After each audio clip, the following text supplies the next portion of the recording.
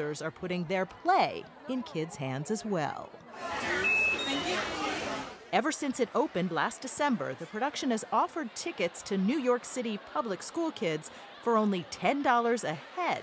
So now thousands of students have seen the play, and the reaction is pretty much universal. One-word review of the play. We're going to go around.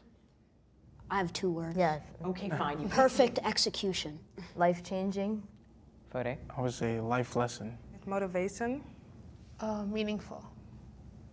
They say that which does not kill you makes you stronger. But even with 8 shows a week, the cast has found time to hit the road. Tom Robinson's gonna plead guilty and take it. Earlier this month, some of them played to a few hundred teens and VIPs at the Library of Congress. Times have changed. You sure about that? And just last week, the cast showed up at a Bronx middle school class where students were studying the book. Kind of a teacher's dream come true. Nice Atticus, by the way. Nicely done. I wish I had your haircut. How did your family feel about getting the role, your role? My family? They knew it was a big deal. I mean, to play Atticus Finch, he's one of the great fictional American heroes. And to play it on Broadway, and the Schubert Theater is considered the Carnegie Hall of Broadway.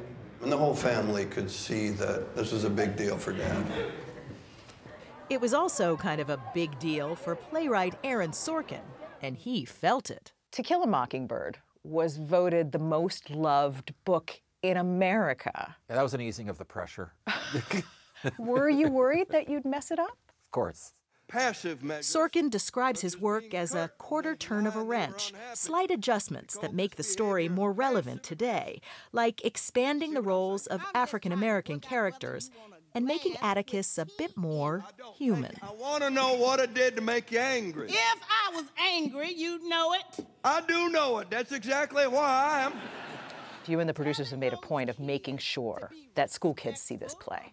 Why? Why is it so important? I'm not looking to replace the book in any way. I think that there's more to this discussion than the discussion that at least I had when I first read the book, which is just a rudimentary discussion of race, justice, and equality in the Jim Crow South.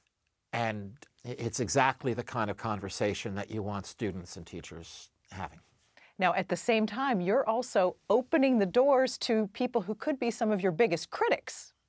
Sure, but that's the cost of doing business, right? We knew that we were going to be hearing about it. No one cared. We all believed in what we were doing. We were ready to take whatever punishment was coming our way, and it didn't come. In fact, the play is setting box office records. And for the kids anyway, it's a lot more than entertainment. Do you think other kids should see this? Yeah. Definitely. Yeah. Yes. Why?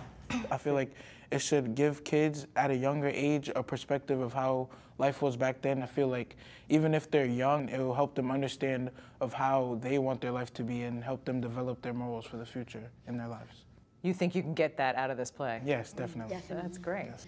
It felt like every kind of line said was like a message, like everything was purposeful, everything was just a perfect symphony of messages and lessons and, you know, things to understand in your own life. Hi girls, how are you?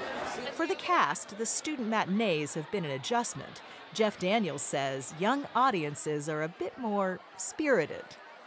But the reactions, the kids' reactions, are completely different places than last night. You won't hear a word I say. Because the kids... Whoa, whoa, whoa, yeah, oh, ooh. I mean, it's 1,400 people doing that. Are you cool with that?